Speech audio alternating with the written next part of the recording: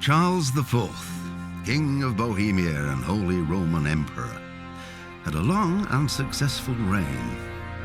The empire he ruled from Prague expanded, and his subjects lived in peace and prosperity.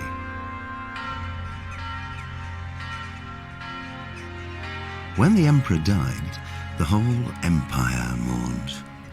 More than 7,000 people accompanied him on his last procession. The heir to the throne of the flourishing empire was Charles's son, Wenceslas IV, whose father had prepared him for this moment all his life. But Wenceslas did not take after his father. He neglected affairs of state for more frivolous pursuits. He even failed to turn up for his own coronation as emperor, which did little to endear him to the Pope. Wenceslas the Idle did not impress the imperial nobility either. His difficulties mounted until the nobles, exasperated by the inaction of their ruler, turned for help to his half-brother, King Sigismund of Hungary. Sigismund decided on a radical solution. He kidnapped the king to force him to abdicate, then took advantage of the ensuing disorder to gain greater power for himself. He invaded Bohemia with a massive army and began pillaging the territories of the king's allies. It is here that my story begins.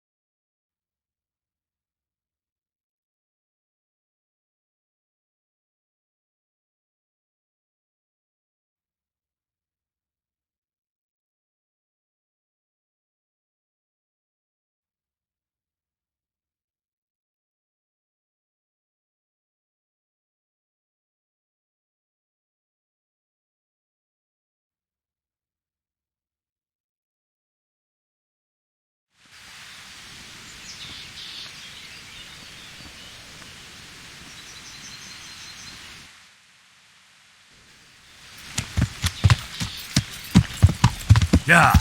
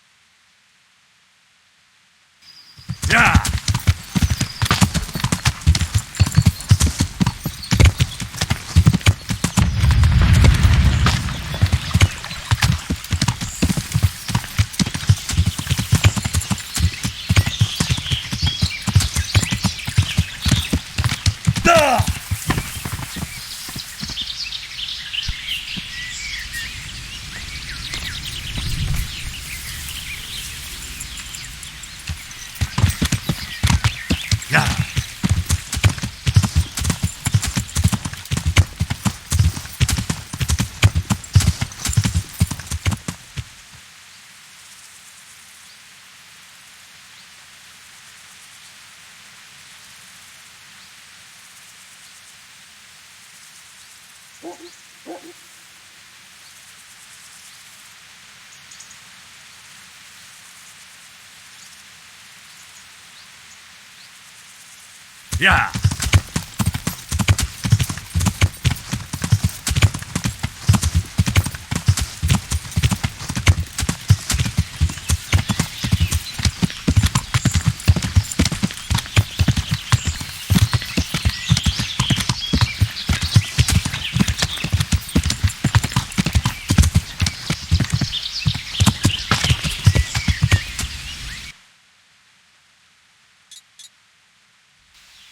Yeah.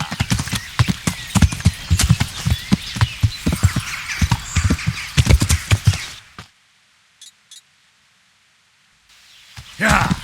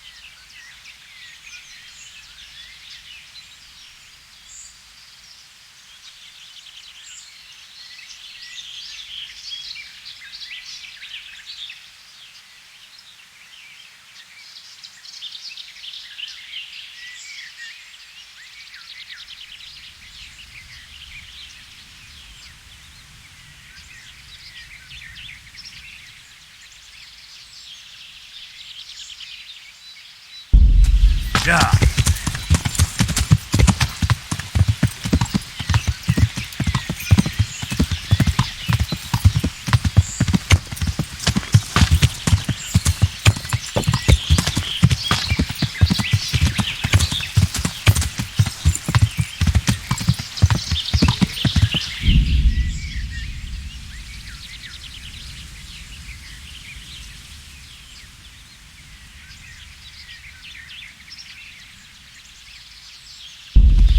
Yeah.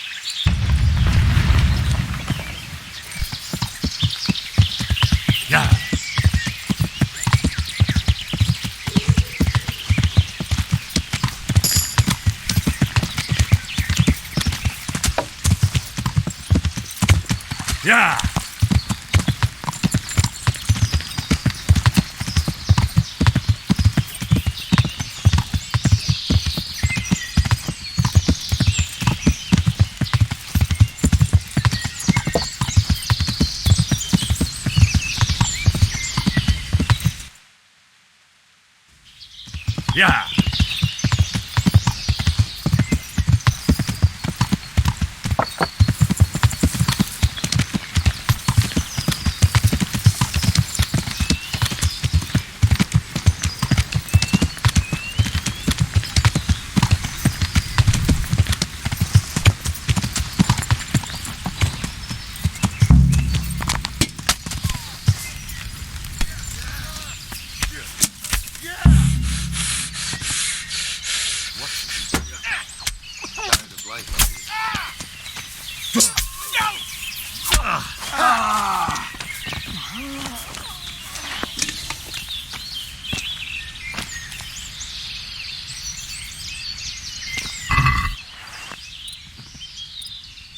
Hey!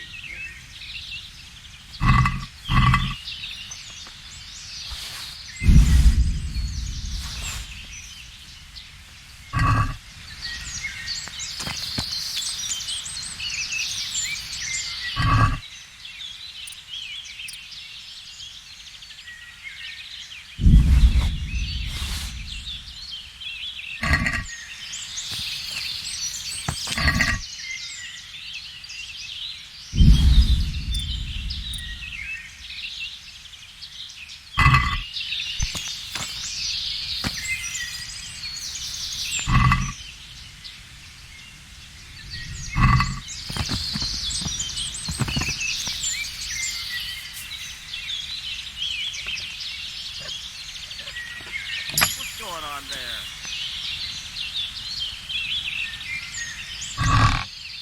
Don't move a finger! You crook! I cut! This definitely won't come cheap.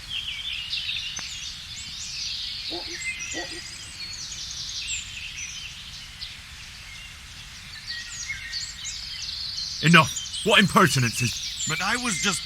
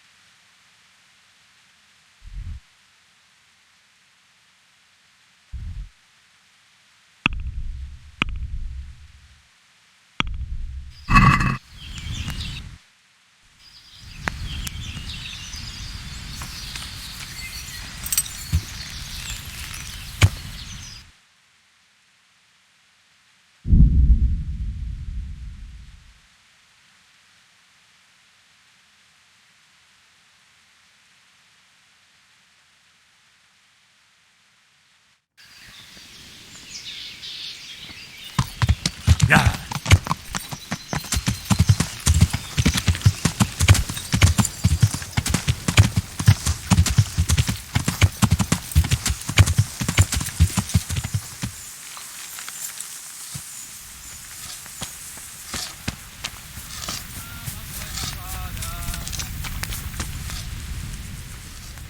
I found all of their campsites.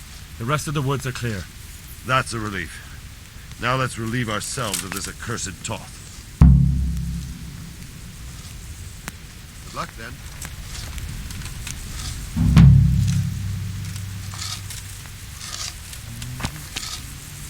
Greetings. We made it in the nick of... We failed. That serpent, Would you kill him? maybe. But before just thinking about it, get good luck to you.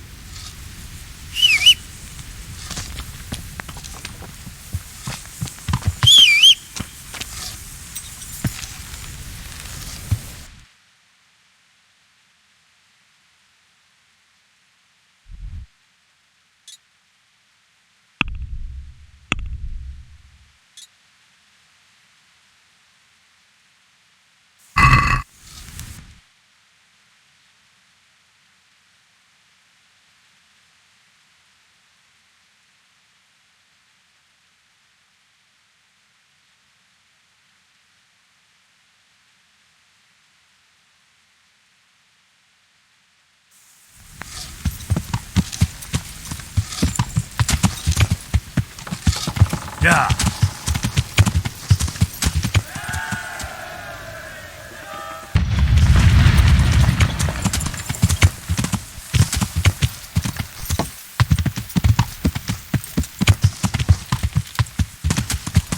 Yeah.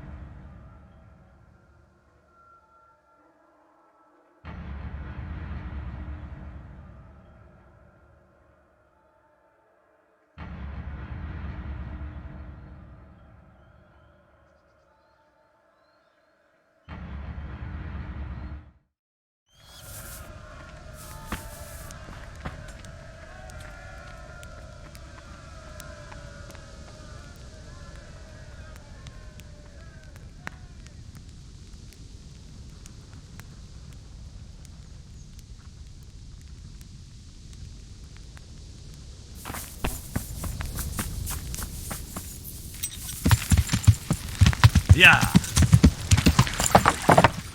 Yeah.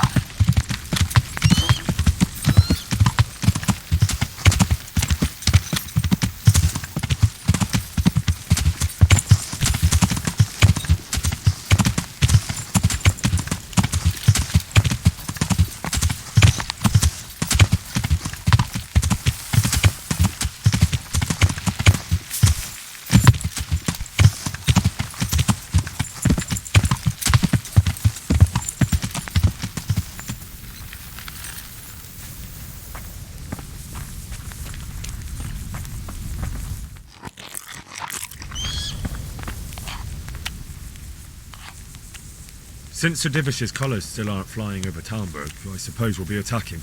Just so. That Istvan's a stubborn bastard. All right, when do we start? There's no reason to wait. Are you really ready? If you need to rest or anything, we can still wait. You won't have another chance until we've won the... I'm ready. Glad to hear it. We're going to attack on two fronts. The north gate and the west wall, which will scale with ladders. The attack will be split into different stages. Taking the outer walls, the inner bailey, and finally the core of the castle and the tower.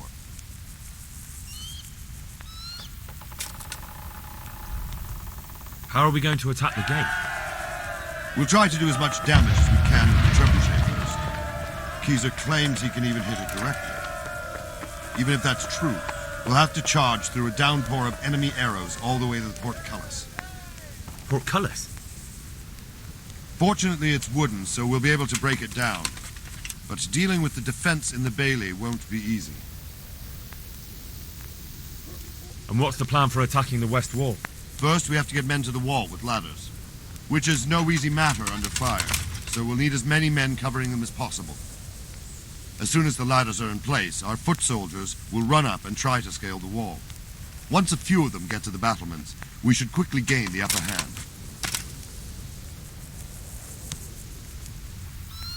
How will we take the battlements? Either by scaling the west wall, or our men at the gate will help. If they can break through, that is. And the inner bailey? That will be tough. Even if we get through the gate and into the outer bailey, we're still a long way from victory. The castle is designed so we'll be like hens in a coop to anyone with a bow on the inner battlements. We'll have to either fight our way through, or somehow get around them.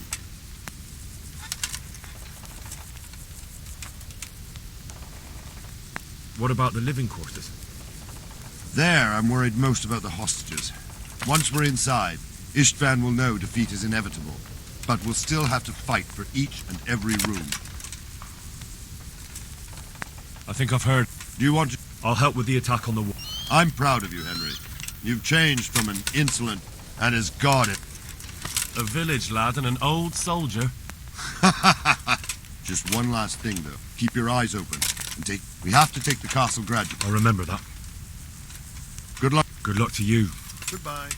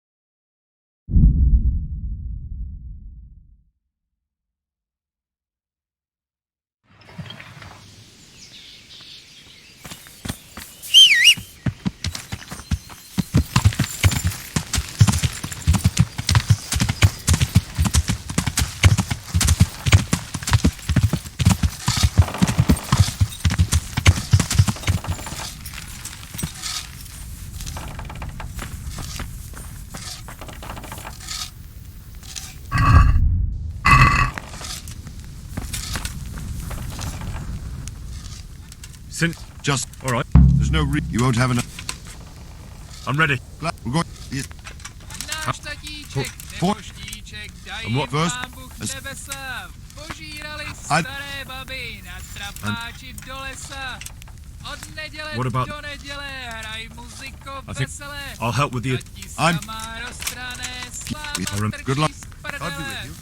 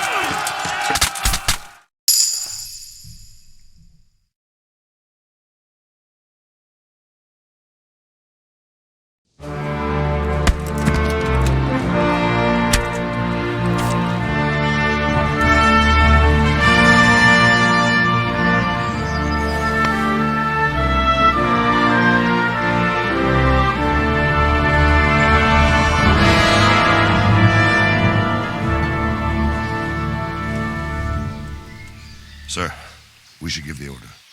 Let's see if Istvan Toth can worm his way out of this one. Don't tempt fate, Hanush. Istvan! It's over!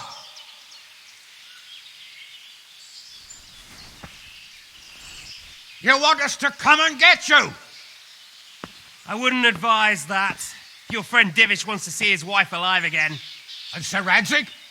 Are both hostages unharmed? For now, Hanush, unless circumstances change. Well, I'm glad to hear it. My guest is also safe and sound, but he's also quite keen to go home.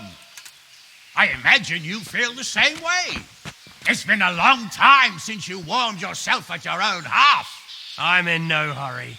I've plenty of supplies here, grand view and excellent company. What more could I want? Your freedom! Freedom? Freedom to get an arrow in the back?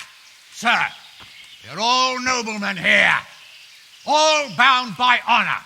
I give you my word as a knight and lord, and that of my companions. If you release Lady Stephanie and Sir Radzig, you may leave the castle with your men and go on your way unharmed.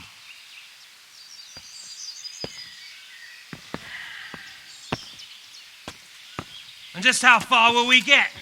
What good will it do me if your men attack us in the woods instead of here? If you give me your word of honor that you will leave and never return, I promise you safe passage to the boundary of this fiefdom. What happens after that is up to you and the will of God Almighty. Very well then, but I want a small safeguard. I'll give you her ladyship, but Radzig comes with me. I'll release him in Skalitz. Out of the question! Is our word not good enough for you? Is mine not good enough for you? I swear I'll release him when I get to a safe distance. I'll go with him, Hanush. Let the Lady Stephanie have her freedom now. Father! Don't worry, son. I trust Lord Toth's self-interest more than his word. He wouldn't be fool enough to harm me. If you're certain, Radzig. Prepare horses and supplies, and tell your men to pull back. We'll come down. You heard him. Get to work. And any man who breaks this truce answers to me. So, are you really going to let them go? My word is my bond, Henry. He's a cutthroat and a liar. Good men are dead because of him. What's to stop us from skewering him as soon as he sets foot outside? Our honor. If you let him go, he'll do the same again. Or worse. God's justice will find him. Then he'll get a taste of my mace. If we break our word of honor, we have none. And without honor, we are nothing. Never fear. Your father will be all right. We'll hunt down those vermin yet.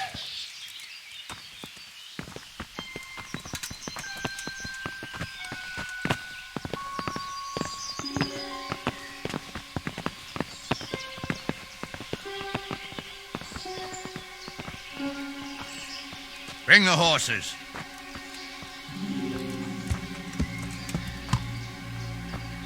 Here she is, as I promised. Got a hair on her head. Divish! Stephanie. Forgive me, husband. I'm sorry. For what? For letting them into the castle. Come now, my dear. You're not to blame. I didn't know who he was. He said he was your friend. Never mind. Did he hurt you? No.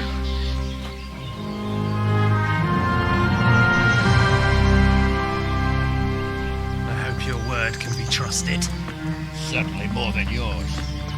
If everything goes as agreed, I'll set Radzig free in Skalitz.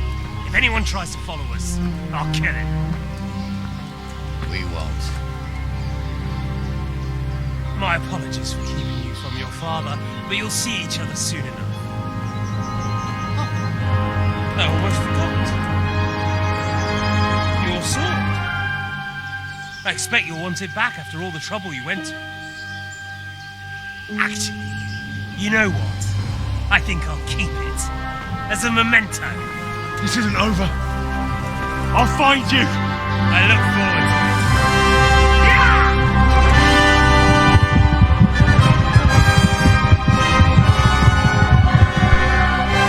Quick!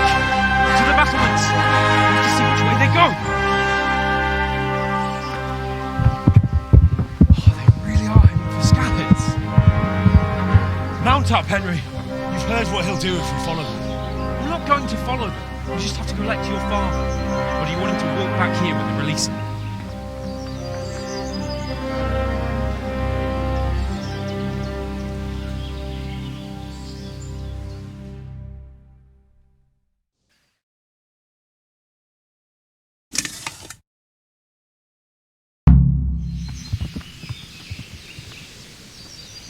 Yeah.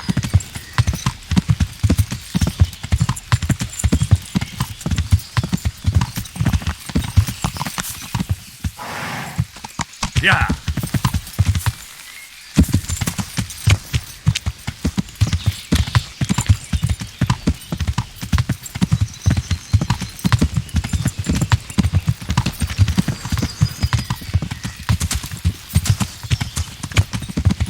What shall I say to him? Don't worry. It'll come to you. You'll see. Well, I just hope he'll be there. Alive.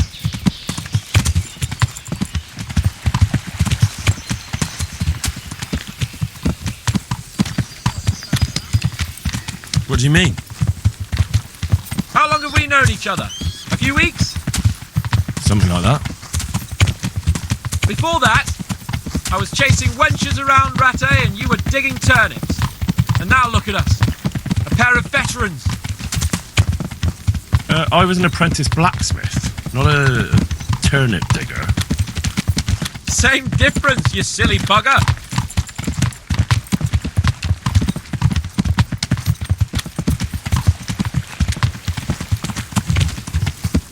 What will you do now? Not long ago, I only made plans 3 days ahead at most. Maybe I really could do something for Rattay and its people. Something really big. But there'll be plenty of time for that later.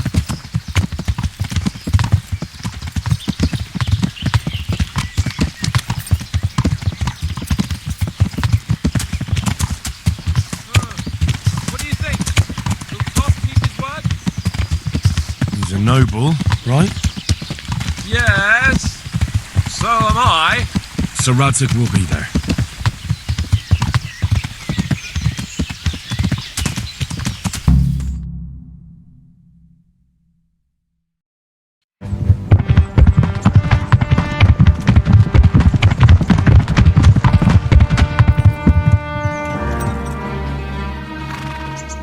There's no sign of them. Move on.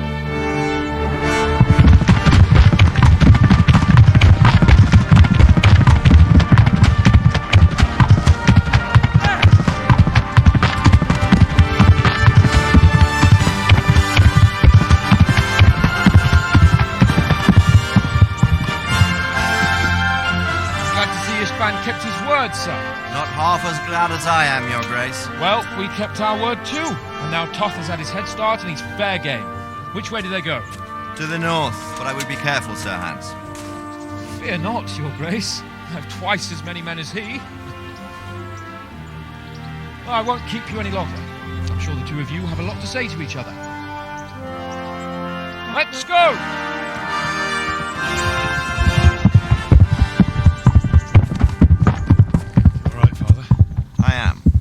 They treated me quite decently.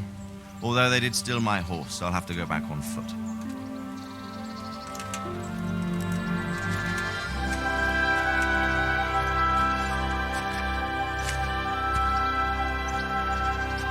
It looks like it's all over.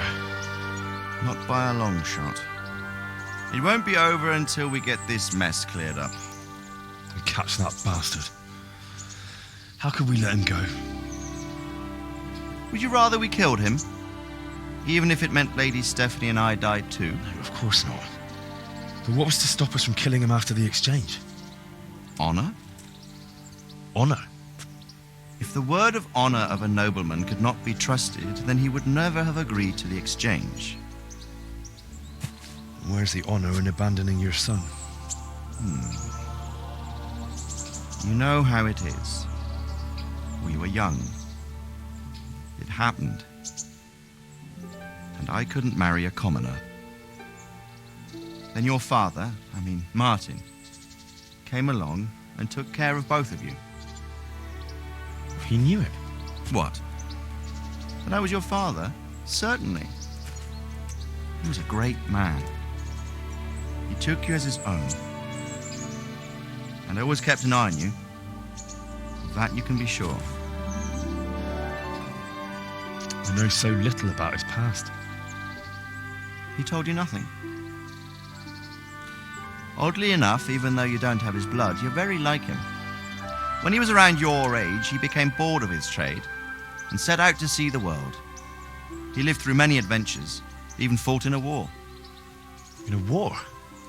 Yes, in Poland, I believe. And I don't think he cared much for it. That's why he wanted me to stay at home. He spent some time in Prague, then settled in Kuttenberg. But it seems he quarreled with someone there and finally ended up here.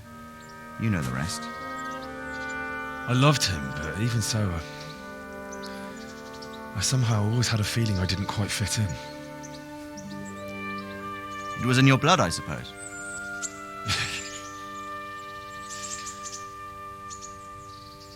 I lost the one thing I had left from him.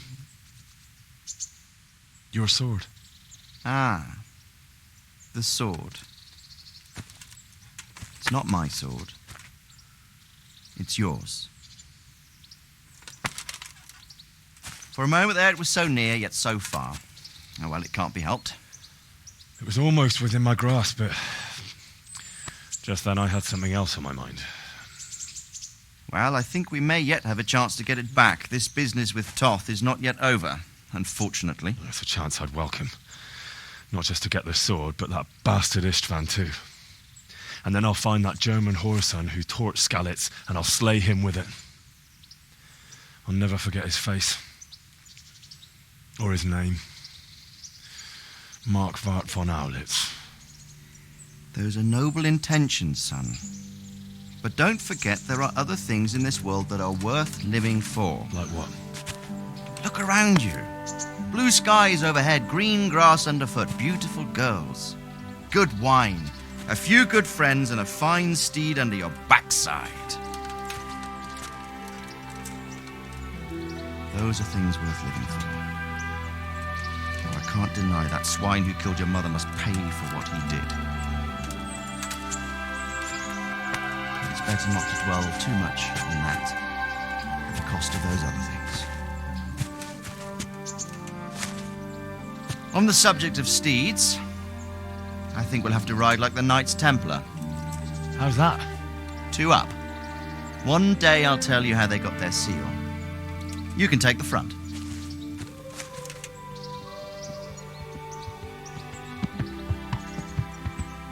It's like I always imagined it would be, teaching my boy to ride.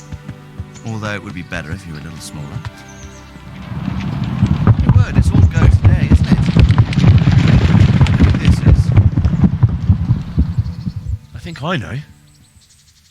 It's Margrave Jobst. The king's cousin? I wonder what he wants. I guess we'll find out soon enough.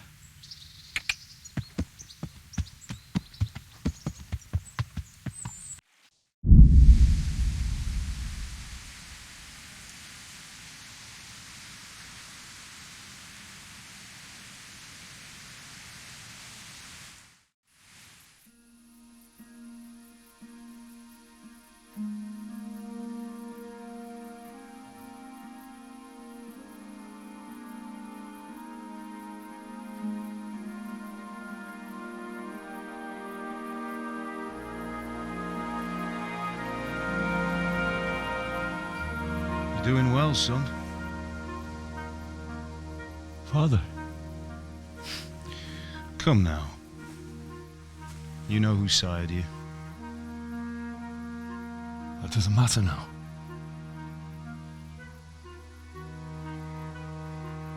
I miss you, Amar. I miss you very much. You'll be fine. We're proud of you. For what? I let you down.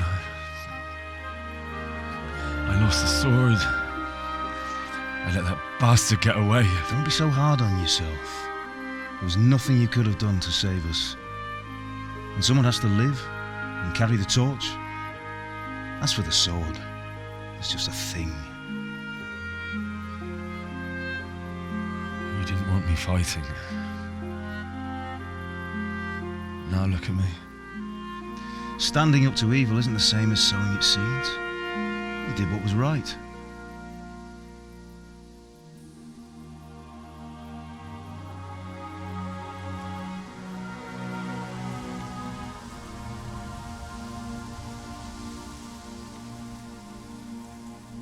I have to leave you now. Oh, please. You know I can't stay.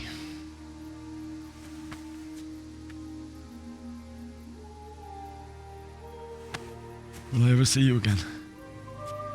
God knows.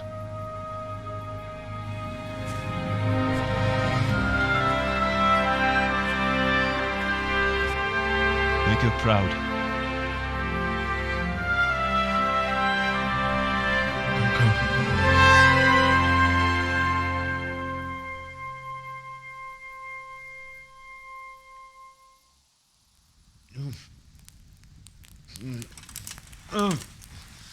Don't go. No. What on earth were you dreaming about? I couldn't wake you, and it's well past dawn. Sir Radzig wants you at the upper castle.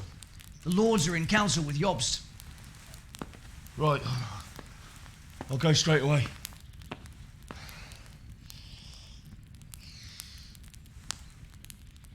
What is it? It's just...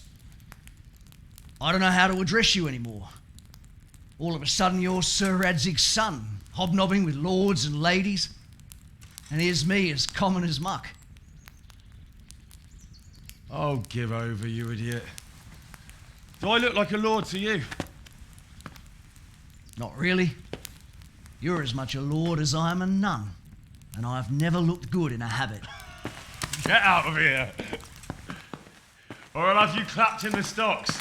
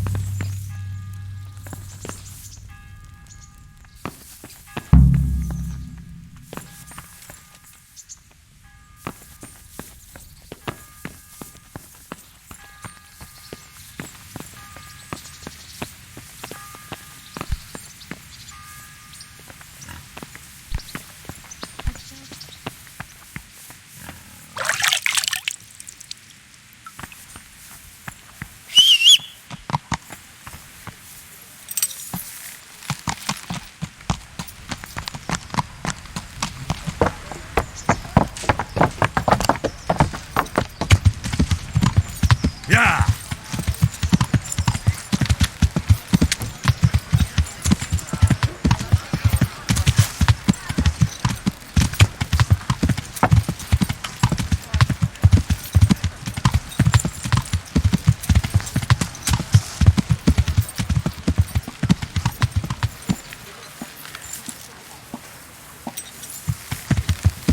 Yeah!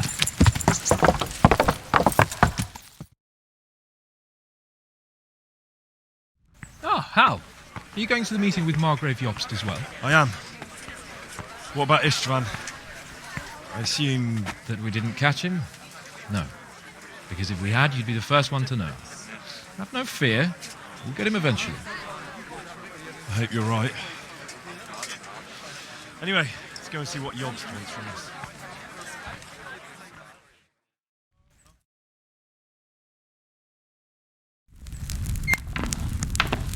My lords, Christ's blessings on you all. And on you, Lord Gapen. And this is my son, Henry. I didn't know you had a son, Sir Redzig. Came as a bit of a surprise to young Henry, too. This gentleman here is John II of Liechtenstein, a member of my council. I'm honored, gentlemen. Come join us. Margrave Yobst was just about to tell us the reason for his visit. Your Grace? I'm sure we're all agreed, Your Graces, that all this unrest must come to an end. This kingdom needs a king. The question is, which king? My cousin, Wenceslas IV, who is being held in captivity. I have to confess, my lord, that your answer surprises me a little. If I'm correctly informed, until recently you sided with your other cousin, Sigismund. That I cannot deny, and I have always stated my position plainly. But times have changed. How have they changed, Your Grace? Sir, there is one thing on which we undoubtedly concur, that King Wenceslas, unfortunately, did not inherit his father's gift for governing. Sadly, his failures have cost Bohemia, the nobles, and our whole Luxembourg family a great deal of money and effort. How did the king let it go so far, damn it? It's in his temperament. He cares only for wine, women, and the hunt. A king, in fact, who never wanted to be king. Then why didn't he just let his brother have the crown? Young sir, the crown weighs heavy when there are duties to be performed, but to surrender it means giving up great privileges too. But he did surrender power to his brother. When things started getting out of hand, Wenceslas appealed to Sigismund for help in restoring order. What, you're saying Wenceslas invited him here? This is starting to make my head spin. Actually, it makes sense when you think about it. Sigismund wanted to re-establish the power of the whole House of Luxembourg. He thought if he helped Wenceslas win the imperial crown, in return his brother would help him become the king of the Romans, and leave the actual reign of Bohemia and the empire to him. Sigismund would govern, while Wenceslas could carry on doing what he was best at, enjoying the life of the imperial court. Why wasn't Wenceslas crowned Holy Roman Emperor long ago? He was already elected king of the Romans. All he had to do was go and let the Pope put the damn imperial crown on his head. Who knows? Maybe he'd prefer hunting and consorting with bathhouse wenches to spending time with the Pope. Well, so would I must admit. Sigismund's plan seemed sound enough, but it didn't quite work out, did it? It worked for a while. He and his brother reached an agreement. Sigismund took over administration of the kingdom and began planning Wenceslas's journey to Rome for the imperial coronation. But then Wenceslas realized he would just be a puppet with a crown. I must say, Margrave Jobst, Wenceslas and Prokop behave rather like naughty children in need of a good clout about the ears. Sigismund would agree. He was already planning his rule of Bohemia, and all of a sudden, the rug was pulled from under him. I'd say he lost his patience and decided he'd drag Wenceslas to the coronation kicking and screaming if he had to. Just like a naughty child, as you say. So he abducted him and your brother Prokop too, if I heard correctly. Correct. And you helped him do it, if I heard correctly. Yes, Your Graces, it's true. I was there when Sigismund abducted Prokop. I thought everything could somehow be settled, that we could make my brother see sense. But Sigismund just wanted to put an end to the dispute once and for all, whatever the cost. There was nothing I could do to stop him. And that's one of the reasons why I'm here. The worst of it is that it was all for nothing. Instead of putting a stop to the revolt, it escalated it, and the result is this chaos we have today. That's true enough, sir. But I must admit now, I'm not sure what your position is. The king is incompetent, but we must protect him? The simple truth, gentlemen, is that for all of Wenceslas's faults, we have no one else. So we'll have to make do with his idleness. People like him, though. But what can we do now? Sigismund has the League of Lords behind him. Otto von Berghoff, Heinrich von Rosenberg. The situation has gotten completely out of control. Now even the nobles of the League of Lords are realizing that Sigismund wasn't the right choice. So now Berghoff is on your side. Are we to assemble an army together with him and face Sigismund on the field of battle? We're not in Hungary now. Such affairs may be settled elegantly, without unnecessary hostilities or expenses. I have negotiated an alliance with the Hungarian bishops, the Polish, and of course the Czech nobility, against Sigismund. Every day he is losing the ground under his feet, and that's why I need your help too. What kind of help, though? Sigismund has a massive army, and Rosenberg, Berghoff, and Prague are behind him. Do you have an army you could face him with? But that's not what I mean at all. There's been a revolt against Sigismund in Hungary, partly due to my efforts. And now he'll have to choose whether he wants to gain the Bohemian crown, which is a very risky enterprise, or hold on to the Hungarian one. He can't have both. And there's a tough struggle awaiting him in Hungary. I'm not sure he'll win, and Rosenberg and Berghoff know it too. They're not stupid. If the Bohemian nobility stands together, they will turn. We are men of little consequence, Margrave. Radzig here lost everything because of his alliance with Wenceslas. Sir Divish came within a hair of the same fate. Even Rattay is defenseless against Sigismund and the League of Lords. What's more, Your Grace, King Wenceslas languishes in captivity in Vienna. He can't rule too well from there. And what do you propose? To sit with your arms folded till the Bohemian lands are turned to ashes like Skalitz? We have to put a stop to this senseless war. And do you know, sir, what the true position of the League of Lords is? I'm not on the best of terms with them at this moment, so you'll have to ask them yourselves. Yes. Why not? I'll go and visit Berghoff at his castle and we'll see what he tells me. You know, that's not such a bad idea, young sir. True. Though a little risky. I doubt Berghoff would harm a blue-blooded envoy. And you can find out what he has to say about developments and what the League of Lords is planning. Then we'll decide what to do next. I'll help you compose a letter to him. I'd like Henry to come with me. Why not? He's proven himself an able investigator, and he'll also be a good bodyguard if anything should happen. And I'll send Sir John here to Kuttenberg to be my eyes and ears there. I believe both your reports will help us get a better grip on the situation. When can you set out? Just as soon as I've packed my things. Excellent. Margrave Jobst and I will draft a letter. Get ready, and we'll meet back here.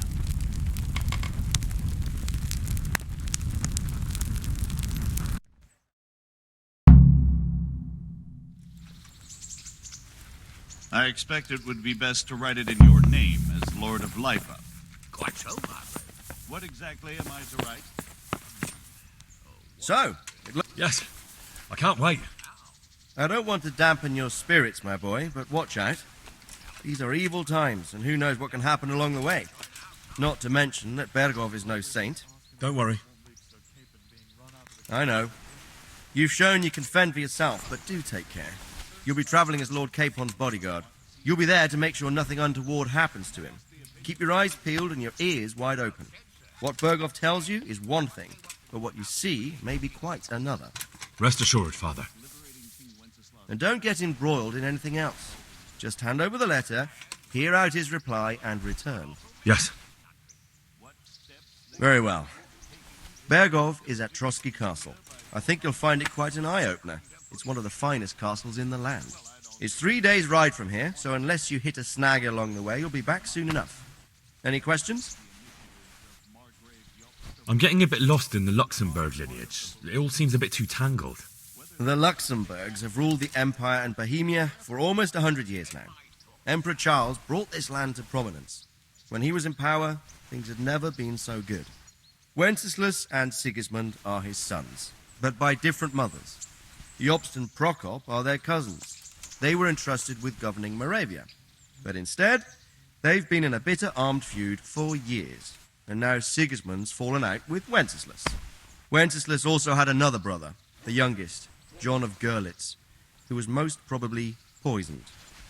They seem like a hot-blooded lot. It's hard to keep up with their affairs, since they tend to change their alliances from one day to the next. Who is he really, this Jobst? The cousin of King Wenceslas. He's the Margrave of Moravia.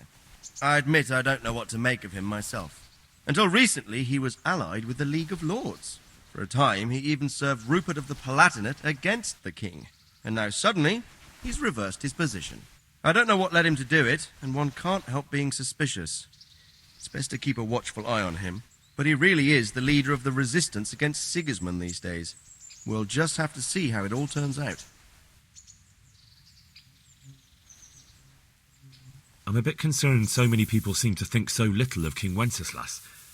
You knew him, didn't you? What's he really like? Well, there's no straightforward answer to that question.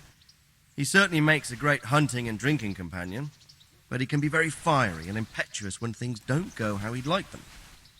He never had much of a head for high office. He finds it tiresome. But once a man's grasped the scepter, it's hard to let it go again. You can't just abscond.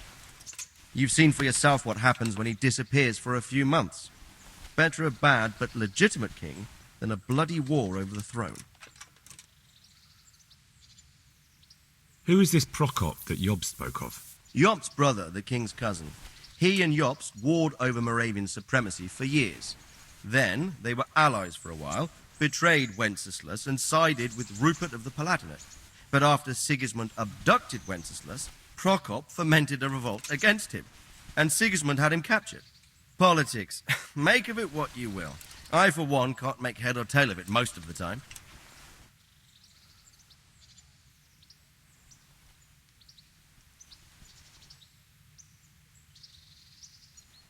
The League of Lords and that Berghoff we're off to see. Who are they exactly? The lords of the powerful houses. Heinrich of Rosenberg, Otto of Berghoff, Heinrich of Radetz, and others. They're unhappy with the way their influence declined after Wenceslas surrounded himself with the lesser orders of nobility. They abducted the king years ago and made him bow to their will. They got away with it that time, and now they've joined forces with Sigismund and done it again. But now it seems that Sigismund's behavior is starting to rub them up the wrong way, so they may well be thinking twice. We'll see what Berghoff has to say. I don't know all that much about Sigismund. He's the king's younger brother and king of Hungary in his own right.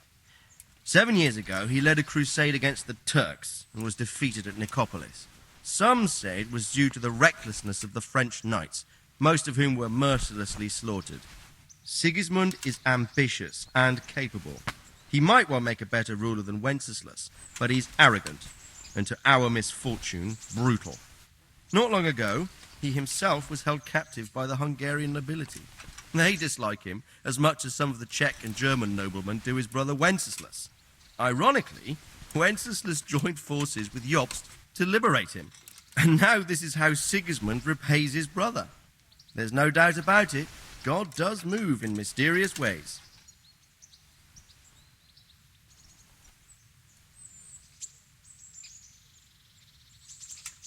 Rupert of the Palatinate. That's a name I hadn't heard before today. Rupert is the Prince-Elector of the Palatinate. What's a Prince-Elector?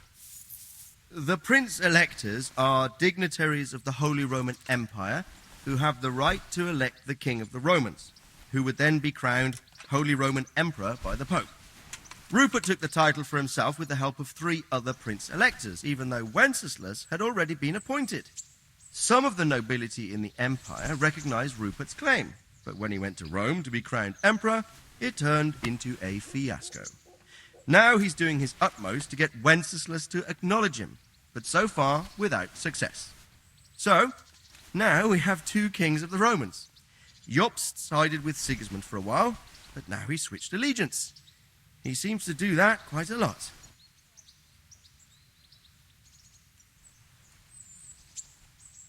That young man, Sir John of Liechtenstein. Why is he here? The Liechtensteins are a powerful Austrian family with estates in Austria and Moravia. Sir John sits on Jobst's council. Since the king's being held captive in Vienna, I suppose it makes sense to have a powerful Austrian house as allies. It could be very useful. That's about all. Very well. Take the letter from Sir Hanush. And good luck, son.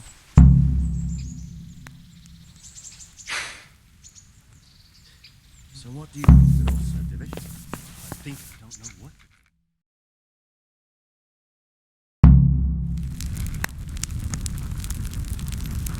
I believe we have written it well, gentlemen. Without a doubt. No one could deduce from this whether we are Sigismund's allies or foes. I must travel back to Brno now, but soon I will go to Brandenburg and I will stop here on the way back. By then, Sir Capon should be back and we can discuss how to proceed. Right.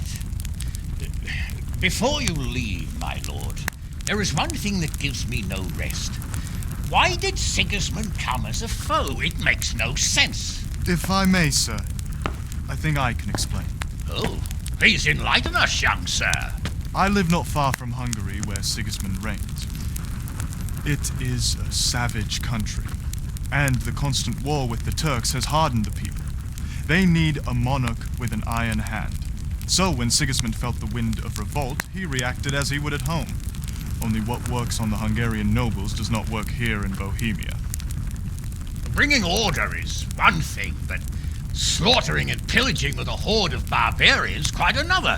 What purpose does that serve? But Sigismund did give the Bohemian nobles a chance to take his side. It was only when they refused his ultimatum that he lost patience and took to the sword.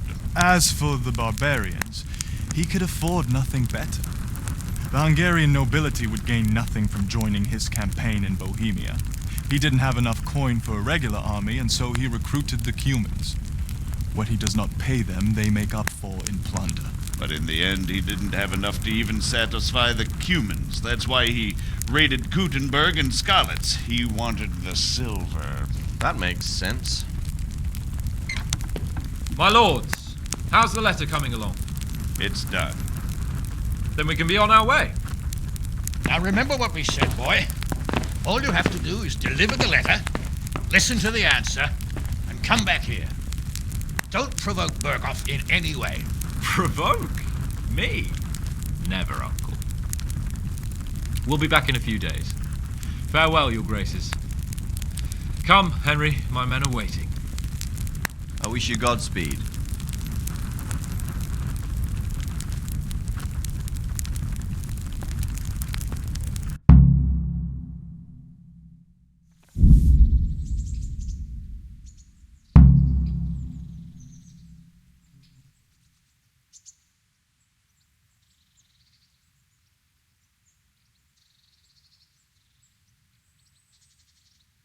Come now, Hal. My men are mustered in the courtyard. We can...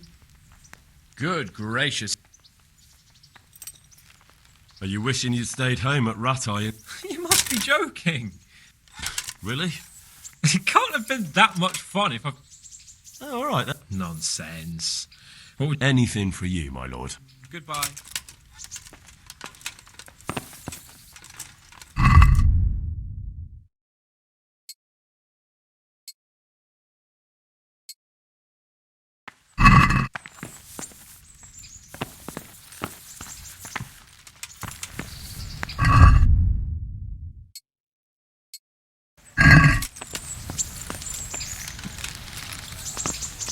Oh.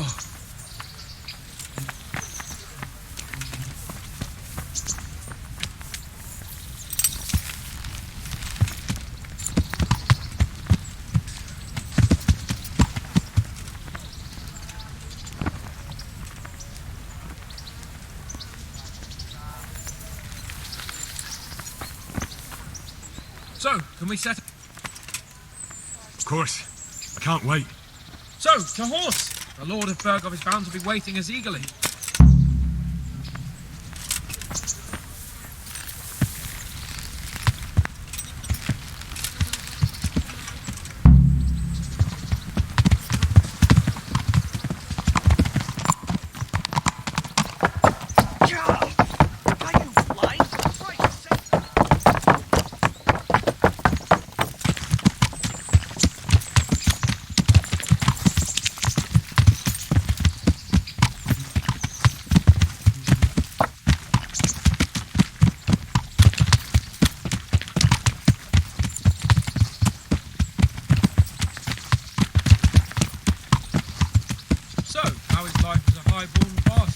I'm getting used to it. What about Rodzig? Has he accounted for not owning up to you the whole time? He explained it. All will be well, I think. Glad to hear it. It's far more acceptable for a nobleman to befriend a noble bastard than a blacksmith's son.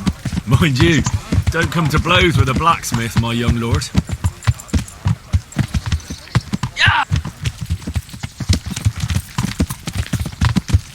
What do you think about Sir Jobst and his plan?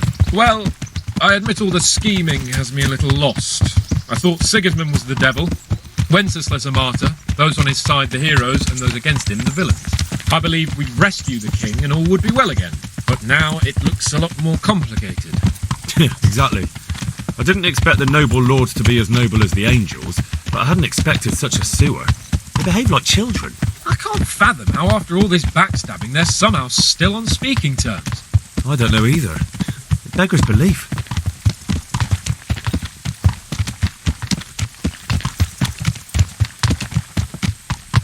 Did you know that King Wenceslas is such a... Feckless drunkard? Not really. And to be honest, I'm not sure I wanted to know. I slept better believing my fate was watched over by a wise and powerful monarch. So did I. What a dismal world when you can't keep trust in your own king. On the other hand, times were better with him here than with him gone. Isn't that the truth?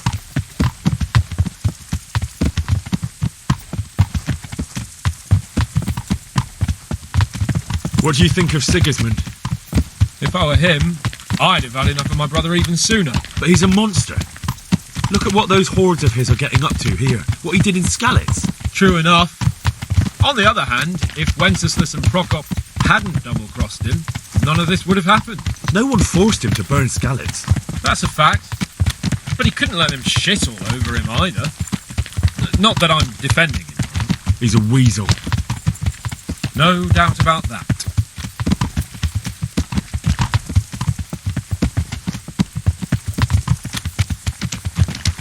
Do you know anything about Prokop? Ha! Sir Hanush could tell you a thing or two about him. Why? Last winter, a certain Sir Jan Sokol of Lamberg, a well-known knight, or robber baron to some, tried to occupy the city of Iglau, which was on the orders of none other than Prokop. And what has that got to do with Hanush? Well, he was there with him. Of course, that's not something to brag about in front of Jobst. And what was it all about? They wanted to occupy a city that was on the side of the League of Lords, but despite there being several hundred strong, they didn't take it.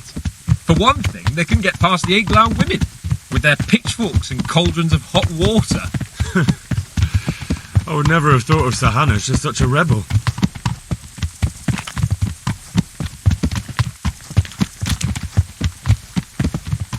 And have you heard anything about Rupert of the Palatinate? A little. He can't manage even to wrest power from a king who doesn't much care for ruling and isn't fighting back. That doesn't seem like a man who has what it takes to rule. And that's all I need to know.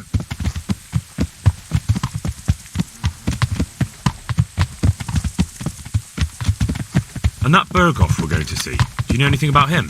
I haven't heard much good about him, but I have a feeling that some other nobles are quite in awe of him. And his castle is apparently quite impressive. I'll be interested to see for myself.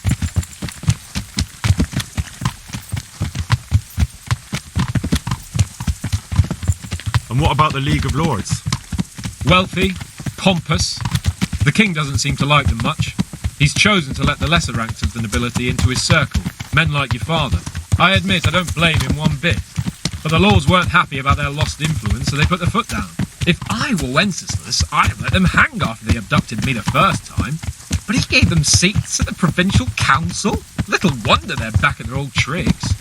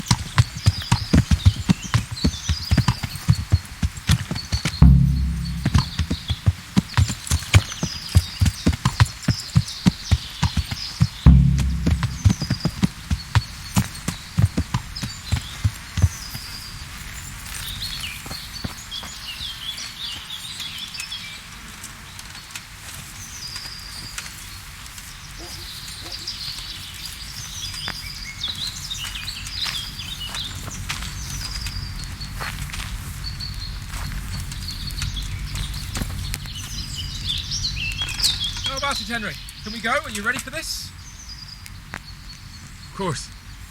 At last I'll get to see more of the country and have a bit of an outing. Quite.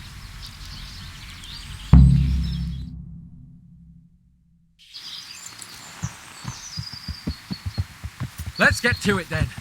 I finally have the feeling we're doing something worthwhile. We're helping to save the king. Instead of saving his drunken majesty, I'd rather find that horseman who murdered my parents, get the sword back from him, and skewer him. Cheer up, Henry. I have a feeling you'll get your chance one day, and it won't be long in coming. Forward, men! Audentes fortuna